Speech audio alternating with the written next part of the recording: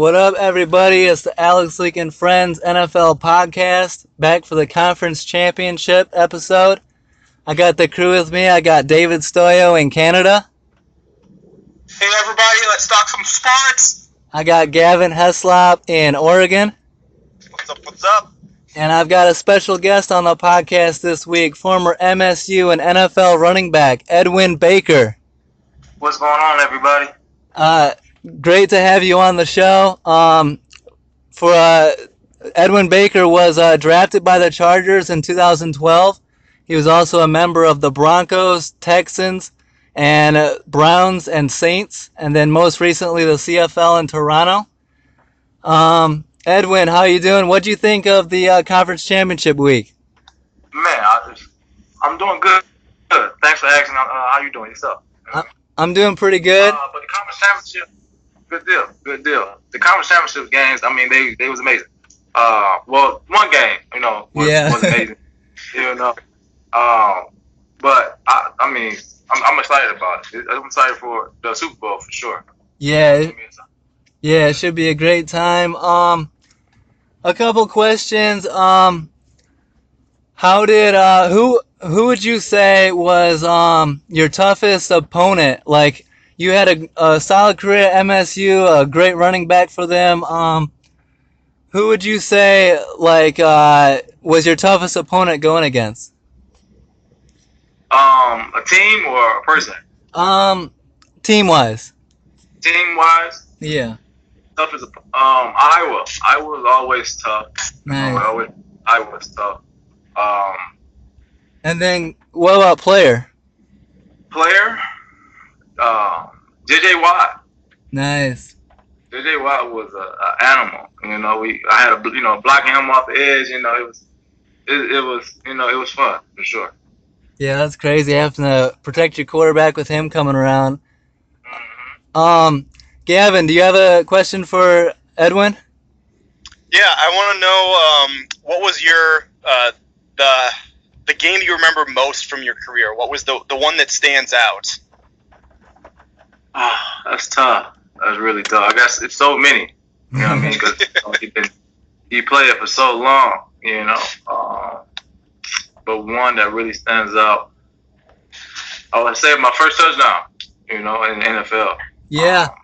That's something that that I'll never forget. Is my son got to see me, score that touchdown, and all my family was there, and that is a memory that won't will never go away, because that's something you dream about as a kid, playing football in the backyard, with your boys, scoring that first NFL touchdown. What you gonna do? How you gonna do it?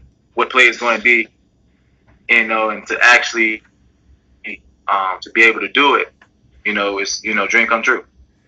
Yeah, I actually remember that. That was against my Chicago Bears, and that was pretty cool. I remember that touchdown. I was like, oh, MSU. Yep. Stoyo, you have a question for Edwin? Yes. Could you describe your feeling walking out onto the field from the tunnel? Shoot. I mean, excitement, adrenaline, everything. Emotions. So many emotions going through it. I mean, the fans, and just really, really soaking it all in. Yeah. At the end of the day, really, me personally, I'm soaking it in, looking at the fans, looking at the stadium, actually really taking it all in and remembering, what's going on, you know what I mean, and just not being out there, so walking through the tunnel, you're excited, you see the family, you're waving, it's excited. It's a lot of emotion that goes, walking throughout that tunnel and just, remembering, what you're doing. Yeah, that's got to be an awesome feeling. Who's your favorite? Do you have a favorite NFL team? I don't have a favorite NFL team. I don't. Okay. I was gonna talk about the Detroit Lions. I don't know if you follow them. They're I feel like the Lions are not my favorite team, uh-huh. but I would love to see the Lions win. Nice. You know, just because I'm a homegrown, Detroit native, I always love to see him win. I love Stafford. I think he's one of the top quarterbacks that's in the NFL. I think it's need a little bit more help. You know what I mean? And throw myself out there. Go ahead and call me up. But, We need a strong run game. We need some help in the backfield. absolutely, no question about it. I'll help out with that. But I think they're a great team. They can do some things, and I'm always rooting for them. To go somewhere. I mean, it'd be great to have a Super Bowl in Detroit. And that'd be amazing for the season to do it. So I'm always rooting for them. Not my favorite team, but I always want to see them win. Nice. Speaking of the Lions, they made a coaching change this offseason, firing Jim Caldwell, and it's widely presumed that they're going to hire Patriots defensive coordinator Matt Patricia. How do you feel about those moves? I mean, at the end of the day, it's a business, Yeah. and at the end of the day, you got to get Super Bowls. And on paper, that man, he know how to get a Super Bowl. It's true. So, I mean, as a business person, as a business citizen, and that's technically, what the NFL is. It's a business. You got to understand that. Not, when you are a fan, you have to know it is a business at the end of the day. So this man, he know how to win Super Bowls on paper. He about to go for his. He won coming up now. So, Yeah. it is what it is. Yeah. I know that Gavin is not feeling the Patricia hire. Yeah. He was thinking Caldwell should have stuck around a little more. I think he should have stuck around a little more too. Yeah. He been winning. It's not like he had a really bad career with the Lions. He was winning games. So I think he could have stuck. I think he should have stuck around for at least one more year before they try to make a coach change. But hey, it's the way the business works. You know what I mean? Once you understand that, the faster you understand it, the better you can be in that world. You know what I mean? If that makes sense. Yeah. Well, let's talk about some coaching moves. The Titans are hiring former Texans DC Mike Vrabel to head coach, and Titans DC Dick LeBeau is not expected to return, and he's considering retirement. Do you think Vrabel is a good fit there? And it'll be sad to see LeBeau go. He's been a great, well-established DC in the league. Yeah, he has been. He really has been. I mean, it'd be sad to see him go, but hey, he got other plans in life. He other got goals, that he want to set, that he want to, set a foundation for his family. So this might be the best move, for his family and, for his life, moving forward. Yeah. Gavin, do you think that the Mike Vrabel move is a good move for Tennessee going forward? I feel kind of similar to it about similar to the Matt Patricia hire, but I think it's even riskier. My beef with the Patricia thing was in my mind, it's always you not only need to know how to strategize and coach a team, but you also need, if you're going to be a head coach, you also have to be a good leader of men. We saw Josh McDaniels fail at that when he took his first head coaching job in Denver, and just how he didn't last long because he wasn't able to keep his team in check. But I don't think that Mike Vrabel is going to have that problem. Watching him play football and be obviously a smart mind on the field, used on both sides of the ball when he played for the Patriots. So I think he's smart. My only concern, though, is he was the defensive coordinator just for 1 year, and his team was 20th in yards, I think, and 32nd in points, or switched that. I don't remember exactly, but his defense was not fantastic this year. They did have some major injuries. J.J. Watt was out for the majority of the year, and as Edwin knows, when you lose him, you lose a pretty big cog of your defense. Yeah. Okay. So it's hard to judge Vrabel on the 1 year he had because of the injuries that he faced. But I think he's a smart mind, and I think that it could work out. I just think it's a risky play, but if the good head coach with a great record was available, well, actually, he just wouldn't be available because he'd still be head coach wherever he'd been because he was good. So you got to take some risks and hope you strike gold. Yeah. Stoyo, I know you're not a fan of this move. What do you think of the Titans' decision? I did not like it. It's not very often that a coach gets fired after a playoff victory. Yeah. And I just think it's too early for Mike Vrabel. He just started coaching in the NFL pretty much. He joined the Houston Texans in 2014, and 4 years later, he's already a head coach. I think NFL teams are trying to find the next Sean McVay, and I think they just did it too fast. Maybe he's there. I just don't think he is. He's pretty young, and one of the main criticisms of Mike Mularkey was that he didn't develop Mariota enough. Yeah. Do you think that a former NFL linebacker is going to help in that development? Yeah, it's hard I'm not to say. so sure. Yeah. I assumed they were going to go with an offensive-minded coach, but they decided to go with a defensive mind. So I think that's a bad hire. Yeah. Even though I loved him as a player, I thought he was fun to watch, and it was nice watching a linebacker catch some touchdowns. Yeah. Other head coaching moves, the Cardinals hire former Panthers DC Steve Wilkes to head coach. The Giants officially hire Vikings OC Pat Shurmur. And the Browns hire Steelers offensive coordinator Todd Haley to the same position. Edwin, how do you feel? I mean, you played for the Cleveland Browns. You were in that building. What does Cleveland need to do to turn the ship around over there? Stay consistent with one coach. Yeah. Find get a chemistry going, right? Set a foundation where you can grow on, right? They don't give people chances. Like they're scared to give chances to build and grow. Like you're gonna fail, you're gonna lose games. Like I know the name of the business is win Super Bowl, but before you can win, you gotta be able to build your team around it. So they done built the team. They got a lot of talent over there. Letting Joe Hayden go, I think that was a bad move. I don't know what they were thinking doing that. That was silly. Yeah. But they got some more. They got talent over there. They gotta set a foundation, stay consistent, keep a head coach for at least more than 4 years. Keep a head coach more than 4 years. Get a chance to grow, gel together, and Cleveland Browns. They can do some things. They have a great fan base, great stadium. They take care of you. They love the players. Like it's good over there. All they can do is give a chance to the head man, and I think they can do some things. Yeah.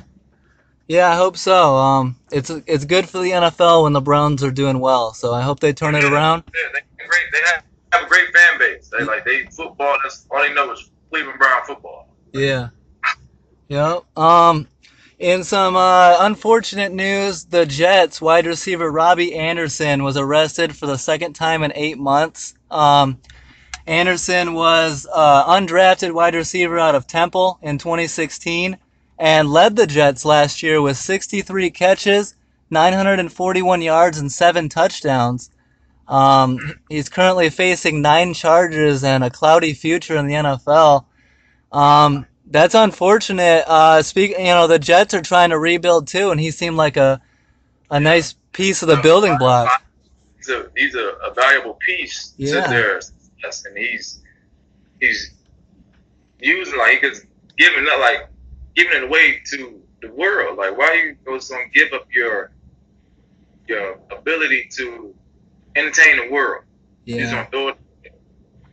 That's a care. Like that bothers me. Of like players, plenty of players, myself, and a lot of other players that sitting home waiting on phone calls and want to get back in the league and will do anything to do it, actually to touch it and know what you can do. To see someone that don't care about it and don't take it serious, that's bothering to me. Yeah, I can tell how much hard work you guys put into it, and it's extremely hard work. Like it's not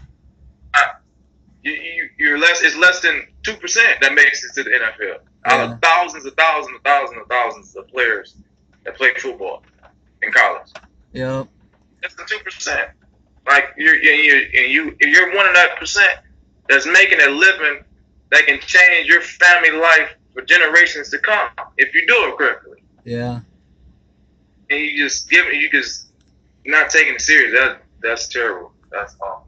Yeah, and I hope for his sake that he can figure it out and come back and keep it going. And someone need to grab him up, mentor him, tell him like, hey man, someone need to grab him up. If I could get my hands on it, I would grab him up. Yeah. And let him know, dude, you have an opportunity to do something with your life that the world can't give you. Yeah, and the real world can't give you the income that you're getting, the lifestyle that you're living. It's not going to happen unless you go back to school and try to be a doctor or a surgeon or something. And he ain't probably going to do that. Yeah. So take advantage of your platform and the foundation that he's on, and flourish with it. It bothers me that he's in this type of trouble and he's performing at a high level where he can be an amazing athlete. Yep. Yeah, and on a brighter news, you had a teammate that was going through some problems as well, was Josh Gordon, and it was nice to see that after a struggle and after years of not quite, having his shit together, that he was able to get back on the field this last year, and I hope that going forward that he can be a piece to that Browns team going forward. Yeah, I hope so too. Yeah. He shaped up a lot of bit for sure. Yeah. All right, let's get to the games. We had a hell of a Sunday. The Patriots come up clutch, overcome a 10-point fourth quarter deficit to the Jags, 24-20 in Foxborough. Star quarterback Tom Brady comes through late, throws for 290 yards and 2 touchdowns, including the game winner to Danny Amendola with just under 3 minutes to go. Bortles threw for 293 and a touchdown, but it wasn't quite enough. Leonard Fournette combines for 89 yards and a touchdown, and the Patriots wide receiver Danny Amendola catches 7 for 84 yards and 2 touchdowns, including the game winner. What do you think of this Patriot team, Edwin? Just complete dominance out there. Yeah, they was pretty good. They was pretty darn good out there. Yeah, they was just picking them apart. Yeah. They was playing chess the whole game. They was playing chess the whole game. They was figuring out what they was running. They played a perfect game, in my opinion. They kept chopping at the bit. They played 60 minutes of football. They never stopped. Never stopped. Gavin, what do you think of the Patriots coming through in the clutch and getting it done against the number 2 defense in football? Yeah, it's amazing to watch Brady when he's in recovery mode and trying to bring his team back. And we saw it last year in the Super Bowl, and I think we saw a glimpse of that again in this game, having to lead his team. He was down by a bunch, and some clutch throws, some great catches by Amendola especially, and once again, without Gronkowski at his disposal, who was out for a concussion for the majority of the game. So it's amazing to see him. He doesn't have his top receiver in oh man, his name is escaped me now. Edelman, thank you. And doesn't have Gronkowski, and still is able to get it done.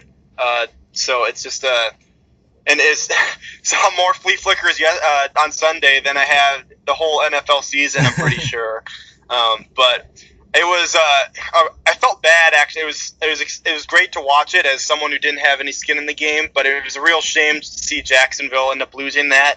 They're such a young, talented team. I didn't want anyone to have to lose this game, but especially in the playoffs, that's not how it goes. But yeah, Stoyo, we'll get to. I know you have some beef with the officiating in this game. We'll get to that. What do you think of the Patriots comeback and the Patriots performance? Jacksonville fought hard. Fournette was running, getting the job done, but New England pulled it out in the clutch. Yeah, It was a great effort by the Patriots as usual. What I would like to point out that right before the half, the Jags were up 13-3 with a few minutes left in the first half, and they had the 3rd down and 7. They called the timeout, and after the timeout, they had to delay a game, and it cost them the 1st down. If you convert, which they did, and you don't get the penalty, New England probably does not get the ball back, and you potentially go up 17-3 at half, and you just take a huge advantage in that game. It's small mistakes like that that end up costing you really big, and if you want to beat Tom Brady, you have to make those. You have to avoid those mistakes. Yep. That's for sure. But Go ahead. Okay. Well, yeah, and then Tom Brady was just the best QB. It's just beautiful to watch him have another amazing comeback. I was cheering for the Jags really badly because I want someone to dethrone New England. But Tom Brady on the crucial 3rd down and 18 completed just one of those amazing passes. He made the defense move just enough with his eyes and threw a bullet to his 3rd option. This was the game that the Jags could have won because, as Gavin mentioned, the number 1 receiver went out. Gronk, his new go-to, went out, and they were down 10 points in the 4th quarter. Yeah. But somehow, you need 10 points, Brady comes up with 14.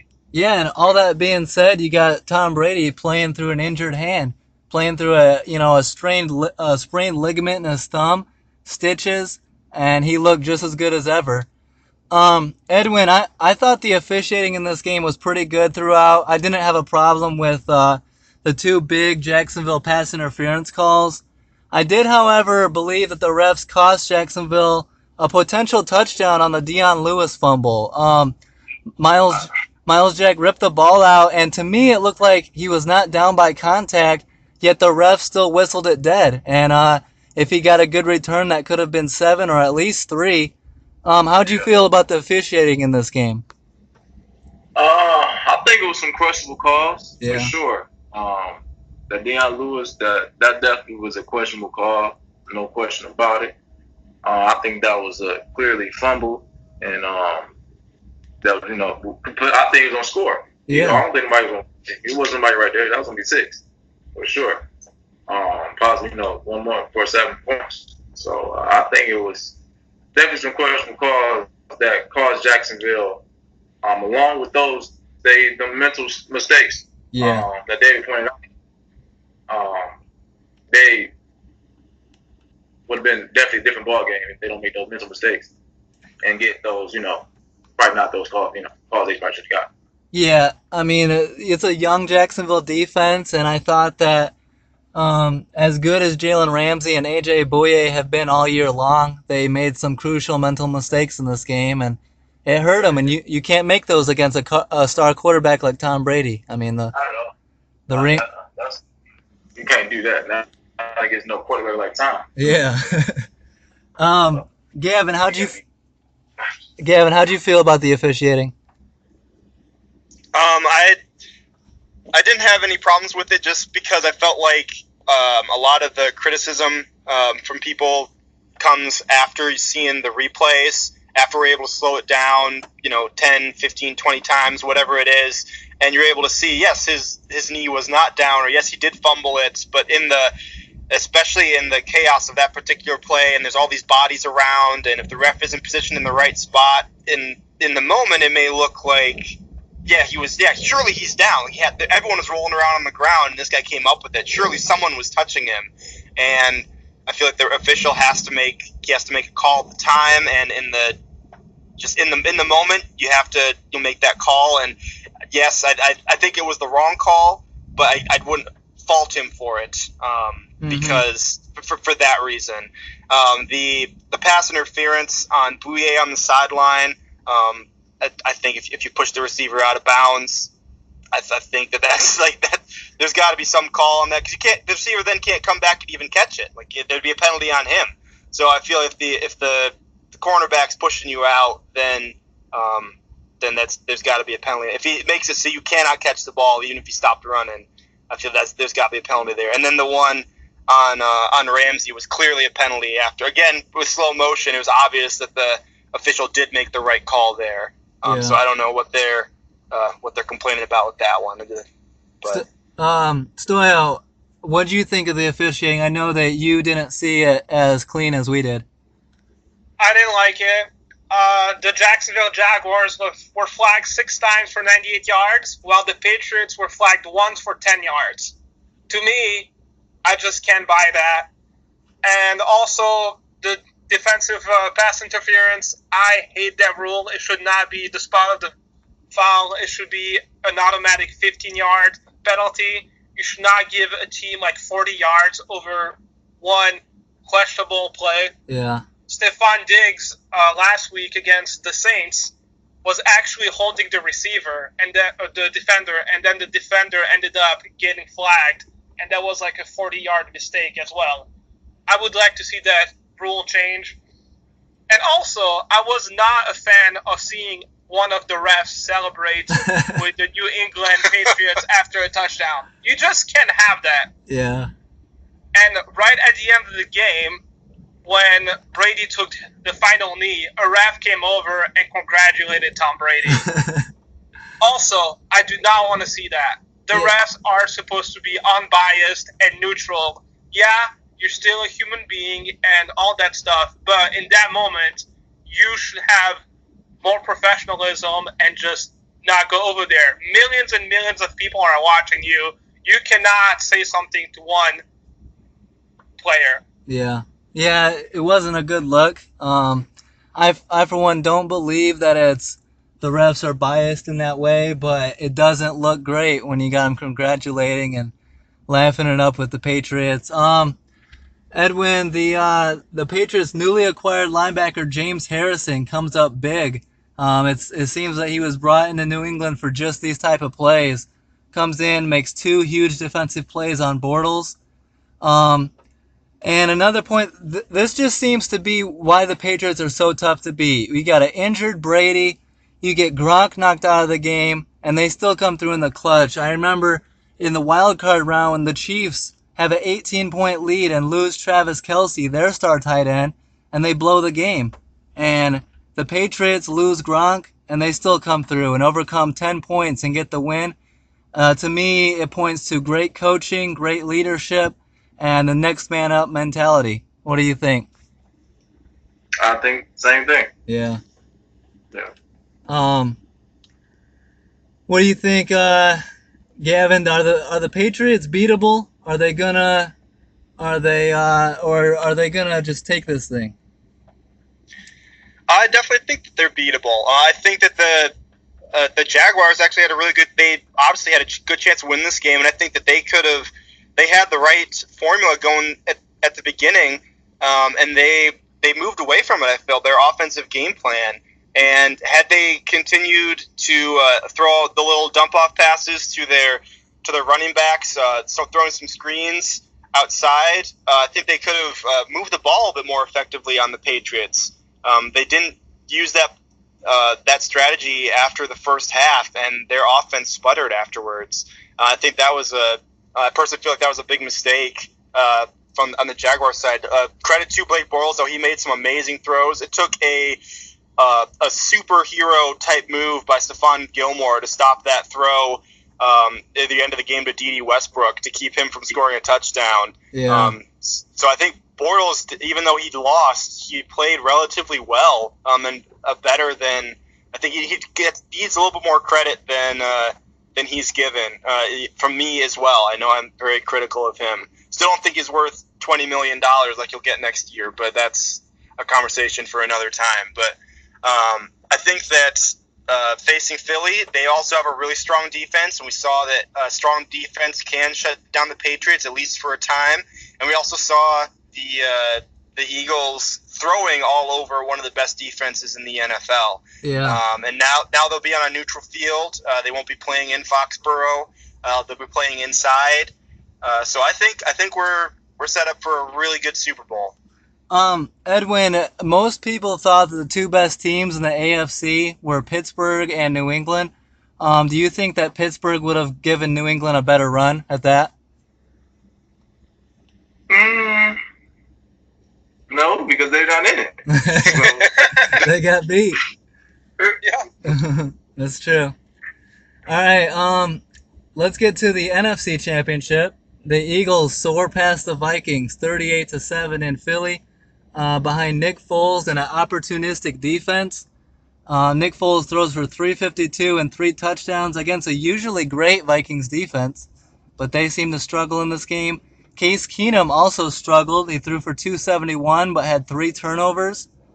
The Vikings' lone bright spot was running back Jerick McKinnon, who combined for 126 yards.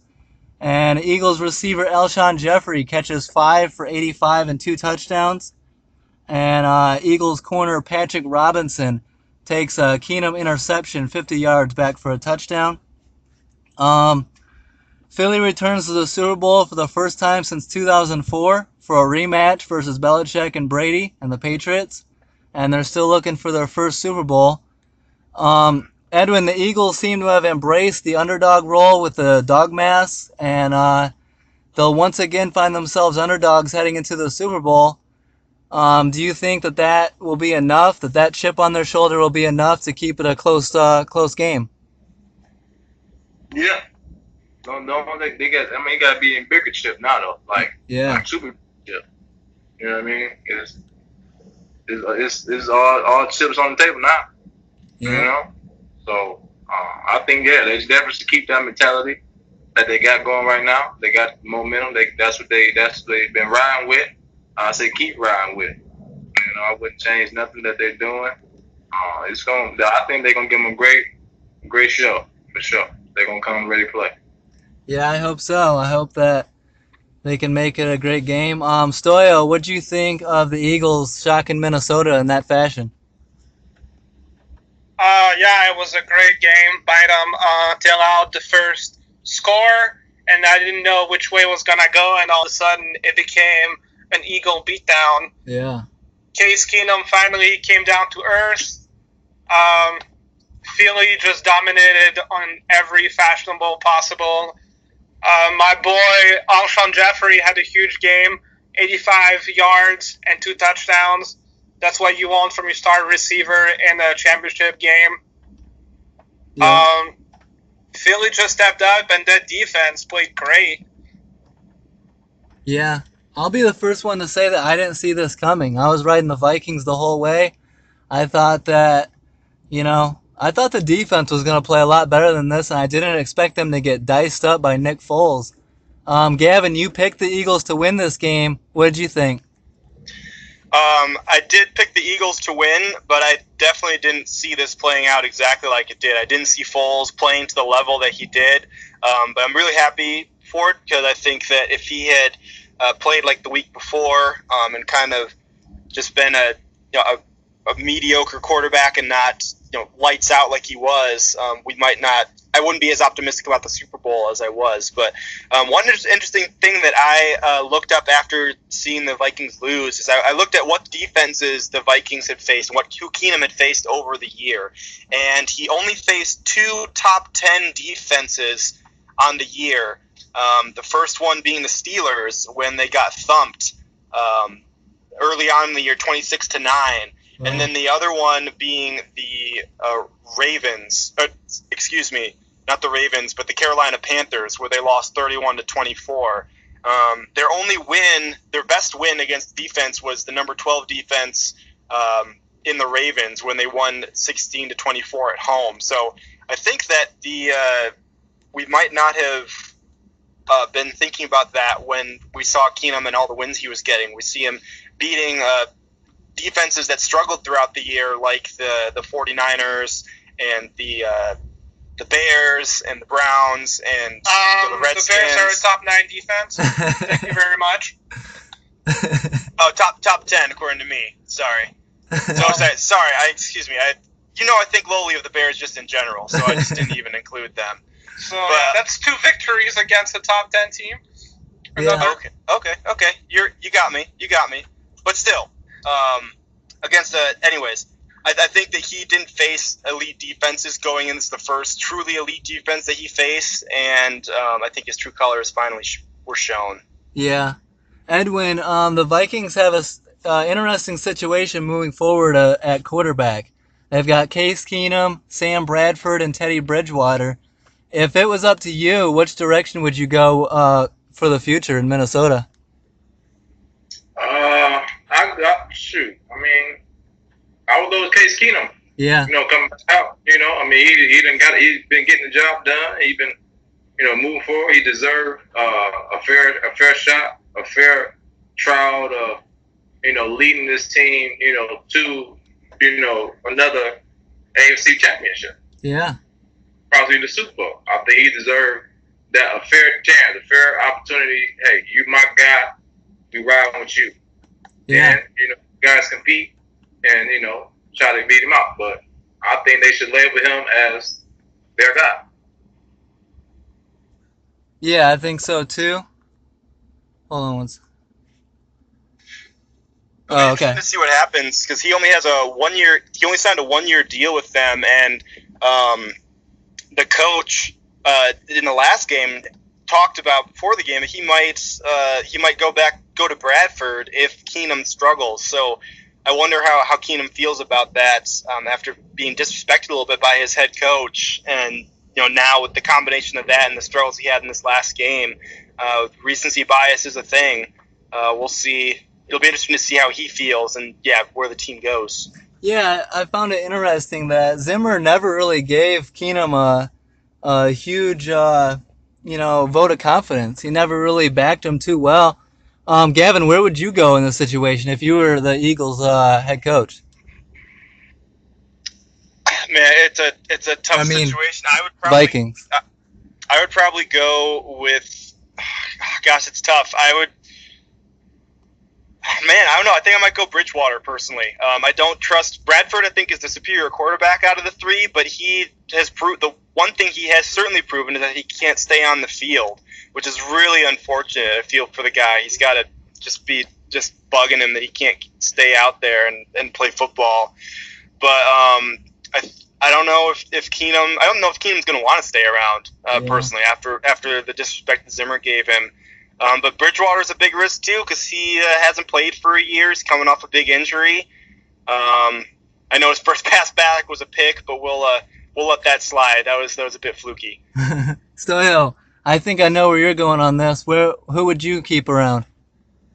I would re-sign both Bridgewater and Case Keenum. Yeah. And have a training camp and preseason competition and let the best guy win. Yeah. You don't really know where Teddy Bridgewater is after 2 years of not playing. Yeah. And I don't think Bradford is the future. You have a Super Bowl contending defense, and you need a healthy QB. So I would just try to re-sign those two guys. But if I was Case Keenum, I would try to get paid this offseason. This is the best chance he has to make a multi-year deal, and I would take that chance. Set up your family for a while. Yeah. But Edwin, speaking of quarterbacks moving around, if Keenum does get moved by Minnesota, I think a spot that he could end up is Washington. If the Redskins keep doing our guy Kirk Cousins dirty the way they have been, how do you feel about the way the Redskins have treated Kirk Cousins, not giving him a long-term deal out there? He seems to be putting up the numbers pretty well. Yeah, he is. Someone gonna stash him up for sure. And whoever do, they gonna get a great quarterback, a great leader. Yeah. All the above character guy. So yeah, Kurt's disrespect for not getting paid. Yeah. But I mean, he was disrespected when they drafted me. If being real, you know what I mean? Yeah. So they drafted him with RG3. So yeah, that's true. Edwin, who do you think? Let's make some predictions. The Super Bowl's coming up. It's a little far away, but it's going to be a huge game. Eagles, Patriots in Minneapolis. Who do you think pulls this game out? I think Eagles pull it out. Wow. Yeah. I hope so too. Yeah. What do you think score? Do you think it's a low scoring game or? I say 17-21. You know, Nice. 21, 24, 24-ish, you know. Yeah, it'd be like a Giants win over the Patriots with that defense. Yeah. Mm-hmm. Gavin, how do you feel about the Super Bowl? Where do you think it goes? Edwin, I'd love to follow you, but I can't bet against Tom Brady. After seeing him, I think it's gonna be a real good game though. I think Philly's defense is gonna make them really work for it. With 2 weeks out, I'm assuming that Gronk will be back. Yeah. But they've got some strong safeties there in Philly with Jenkins and McLeod. So I think it's going to be a real good game. It could be one of the best Super Bowls of the last decade, I think. Maybe not as good as last year, but I think it's going to be up there. Yeah. Stoyo, how do you feel about it? I want to point out that Tom Brady has more postseason wins than Nick Foles has regular seasons win, 27 to 24. Tom Brady has more postseason touchdowns, 68, than Nick Foles has in his career with 66. Damn. So, with saying that, I'm going to pick the Philadelphia Eagles. Wow. Tom Brady is going to throw a pick six in the fourth quarter, and Philly is going to come out victorious. At some point, you cannot have that many fourth quarter comebacks, and what he did last year was amazing, bringing back a team that was down way too many points. It's not going to happen this year. The Philly defense is legit. I'm the first one to say that I doubted that Philly was even going to be there. Yeah. I did not see them winning anything with Nick Foles, even though he's a decent backup. But that defense is still the same. I like their coaching. And come on, Philly. Fly, Eagle, fly. Edwin, I don't know if you saw this or not, that ESPN story that came out talking about dysfunction in the Patriot locker room between Kraft and Belichick and Brady and Brady's trainer and possibly Belichick being his last year as head coach in New England. You've been in the NFL locker rooms. You know what that's like.